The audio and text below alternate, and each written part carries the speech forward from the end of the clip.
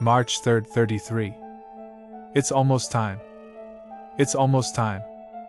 11:54 p.m. It's almost time. My mother told us what to do during the time it is here. Keep your heads down, cover your ears, and no matter what, no matter how curious you are and no matter what it tells you, do not look at it. Now it's 11:55 p.m. It comes once every 33 years. Every third day of the third month of every 33rd year. As the old folks say. They talk about how their parents told them the same things ours are telling us now. Keep your head down, cover your ears, and all that. They say how they got really close to looking the first time. They said it whispers to you, telling you things nobody else could ever possibly know, saying that it won't tell anybody else if you just look it in the eye and say you're sorry for whatever sins you've committed that it tells you it knows you've done. Of course, they were never stupid enough to actually fall for it, but they had a few friends who did. Some of the kids who got into more trouble than is usual for a kid and couldn't risk their parents finding out about it. But when I ask what happened to their friends, they just kind of shiver and say I'd be better off not knowing. 11:56 p.m. Now, I can see the dull grayness of what must be storm clouds starting to form off in the distance. My father said that at first he thought it wasn't going to come that first time when he was little, because of how few clouds there were. It's always preceded by clouds. Doesn't like starlight, even when it's full on nighttime like this. Something about how even the sparkling glimmers of the stars are too bright for it. 11:57 p.m.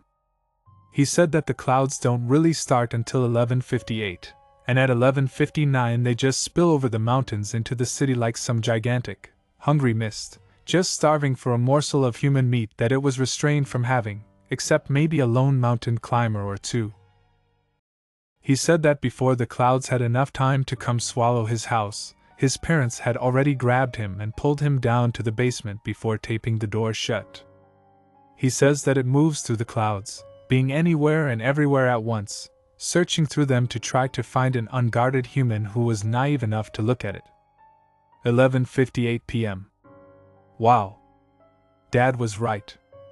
It looks like those clouds just exploded out of nothing.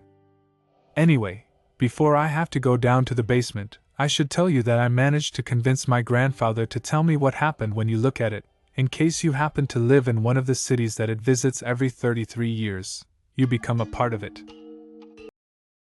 He was little and it was the first time it came. They hadn't managed to seal up the house very well and the clouds crept in. You stay looking, transfixed at its hungry, evil eyes, or whatever it has in place of them. Then you start to shake. You try to look away, but you can't. Granddad says that he heard his friend, Noah, squeaking out through his permanently awestruck mouth something that sounded like, "Help me!" 11:59 p.m. March 3rd, 33. Geez.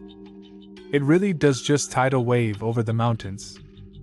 Oh, my parents are telling me it is time to come to the basement, so I'd better finish this quickly. Granddad said that he risked opening his eyes a fraction of a millimeter to see what was happening to Noah. And while he couldn't see anything in front of Noah, it was pretty obvious that he sure did. Okay, I'm going to have to run while saying this last part. The storm's almost to my house. He said that Noah started to shake even harder, so hard that he could hear his teeth rattle. Then Noah's clothes started to collapse, and he could clearly see scarlet stains appearing in places where his clothes were falling in the deepest. Then, Noah's face started to melt, but as it did, it also filled with that cloud. Blood and gray, cold wetness poured from every orifice in his skull as his clothes continued to sink even farther down. Now, Granddad could see clouds pouring through his shirt as well. Shaking and melting and transforming, with one final, ear-piercing screech, Noah was gone, only his blood-drenched clothes remaining. Okay, here's where I leave you.